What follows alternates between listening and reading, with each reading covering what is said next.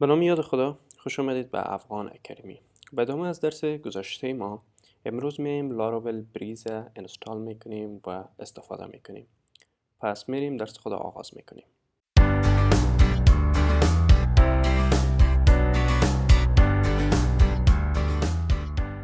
این ویدیو توسط وبسایت تایتن فالوور اسپانسر شده است. اگر شما خدمات سوشال میدیا مانند فالوور، لایک، کامنت، سابسکرایب میخواین، شما میتونید از وبسایت تایتن فالوور با قیمت های بسیار مناسب خریداری کنین. شما میتونید در قسمت سرویسز بیاین و تمام سرویسز های از این وبسایت ببینین و از قسمت ساین این شما میتونید که برایتان یک اکانت کرییت کنین. اگر سوال داشته باشین شما میتونید در قسمت واتساپ هم با این وبسایت در تماس و یا هم در کانتکت باشین. اگر ما به داکومنتیشن لاراول بیایم و در قسمت اکوسیستم در بالای بریز کلیک کنیم، اینجا بر ما نشون میده که چطور ما میتونیم لاراول بریز انستال کنیم که یک استارتینگ کیت هست که ما روز گذشته هم بر شما گفتیم که استارتینگ کیت چی هست. که لاراول به خاطر از اینکه یک کم وقت دیولپر کمتر کنه که ضایع به او خاطر یک استارتینگ کیت را جور کرده که تیار تمام سیستم اتنتیکیشن مثل لاگین، فورگات پاسورد، رجیستریشن و همچنان قسمت ادمین که قسمت ادمین یوزر انترفیسش می باشه او را تیار آماده جور کرده است.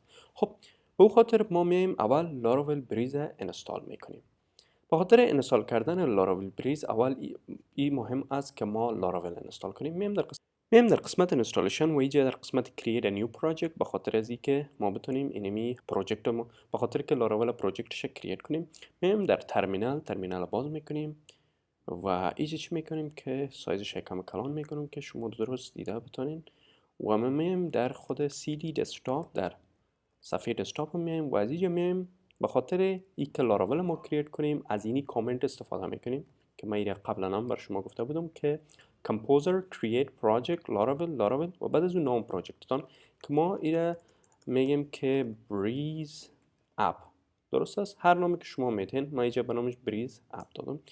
بعد از او ایره انتر میکنیم که پروژکت ما انستال شود. خب حالا پروژکت ما انستال شد. حالا میایم داخل پروژکت خود میشیم میگیم cd یعنی داخل فولدر بریز اپ شو. بعد از او که داخل فولدر بریز اپ شدم من در داخل وی اس کد را باز میکنم.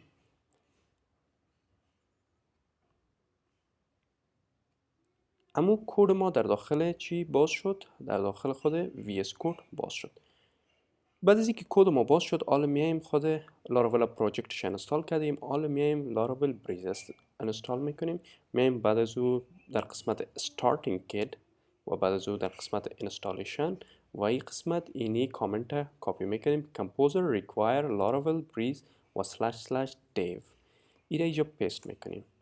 منتظر می باشیم که لاراول بریز انستال شود. اون پکیج لاراول بریز انستال شود. خب حالا پکیج لاراول بریز انستال شد. اگر ما بیایم نوشته کنیم PHP Artisan شما میتونید در این قسمت تمام آرتیسان کامنت هایش ببینید. اگر ما بیایم در قسمت بالا ببینم که لاراول بریز انستال شده است و یا هم نشده، اینجا ببینید بریز انستال شده یعنی پکیج بریز انستال شده اما خودش تا هنوز انستال نکردیم. میایم خودش هم انستال میکنیم که توسط از اینی کامنت PHP Artisan breeze install این وقتی کلیک کردین اینجا بر شما پرسان میکنه که شما از کدام نوع انجن دیزاینینگ خود لاراول استفاده میکنید.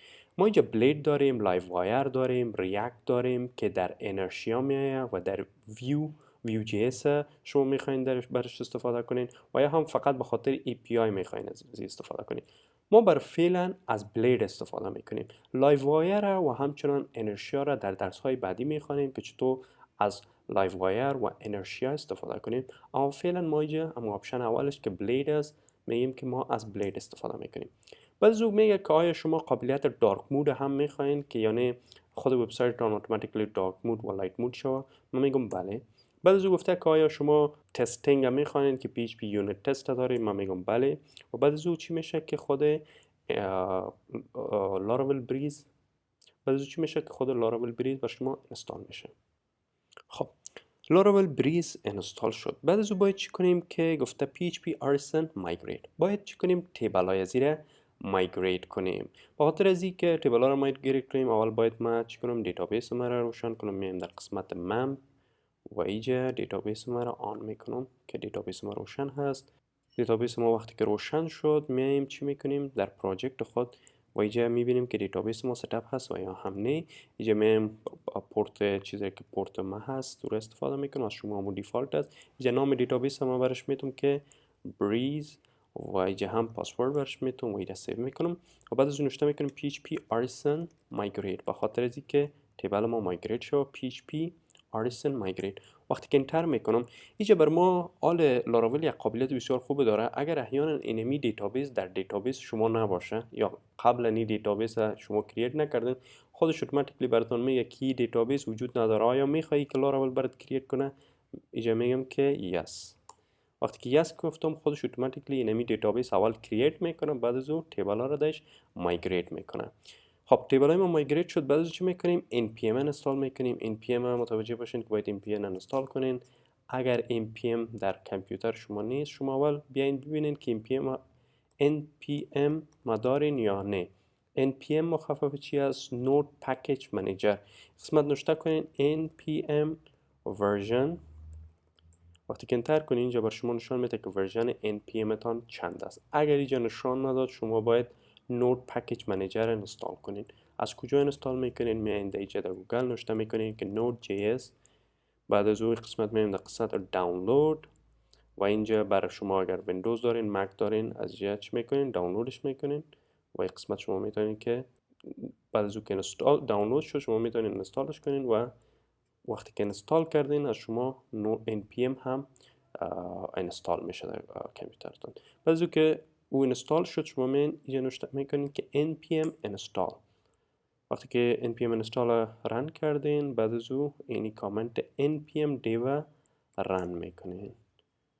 خب npm dev ما هم رن شد. حالا میایم چی میکنیم که پروژکت ما را باز میکنیم، پروژکت ما را رن میکنیم.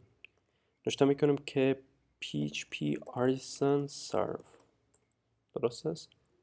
پروژکت ما رن شد. حالا ببینین اینی تمام یک ستاپ هست که لاراول بریز بر ما جور کرد. لاگین داریم، قسمت رجیستریشن داریم، اگر ما بک بیایم اینجا رجیستریشن داریم و خاصیت بسیار خوبی است که دارک مود است. اگر کامپیوترها حال بیشترش تمامش با دارک مود و لایت مود میاد، اگر ما بیایم اینجا و کامپیوتر ما را لایت مود کنم یا اتوماتیکلی لایت مود میشه و اگر دارک مود کنم اتوماتیکلی ای هم دارک مود میشه، یعنی لایت مود و دارک مود در داخلش میاد. خب میام اینجا یک یوزر را رجیستر میکنم. اینجا نامش میتونم مثلا ادمین، ایمیلش میگیرم مثلا افغان اکادمی را ایمیلش نوشته میکنم و اینجا یک پاسورد هم برش میتونم که پاسورد میمانیم و رجیستر میکنیم یوزر. خب حالا که یوزر را رجیستر کردیم شما میتونید ببینید که این یک قسمت داشبورد داره که شما میتونید از این داشبوردش استفاده کنید و همچنان قسمت پروفایل داره که یوزر شما میتونید نامش تغییر بدین، ایمیلش تغییر بدین، میتونید پاسورد خودش تغییر بدین و همچنان شما میتونید که اکانت دیلیت کنین. اینی تمام فیچرهایی بود که لاراول بریز داشت. و یک چیز دیگه هم که داره، اگر بیایم اینجا این ما لاگ اوت کنم و در قسمت لاگین بیایم و اینجا یک آپشن فورگات پاسورد داره که ما میتونیم فورگات پاسورد، یعنی اگر یوزر یا پاسورد خود فراموش میکنه شما میتونید که از فورگات پاسورد استفاده کرده اما پاسورد خود یعنی تغییر بده. خب اگر اینجا من ایمیل پاسورد ریست لینک کلیک کنم اینجا بر من ایرر میده، میگه خود ایمیل شما ستاپ نیست. چطور ایمیل ستاپ میکنیم؟ میایم در قسمت کد ما و در .env فایل و در اینجا میایم قسمت میلینگ ما که هسته. در این قسمت شما باید ایمیلتان را ستاپ کنین. ایمیل چطور ستاپ میکنیم؟ اگر شما ویدیوی سی پنل ندیدین شما میتونین که در قسمت دیسکریپشن ویدیوی سی پنل هم براتون میمونم که در اون قسمت بر شما یاد دادیم که چطور شما توسط سی پنل ایمیل کرییت کنین. اما فعلا ما به خاطر تستینگ از میل ترپ استفاده میکنیم.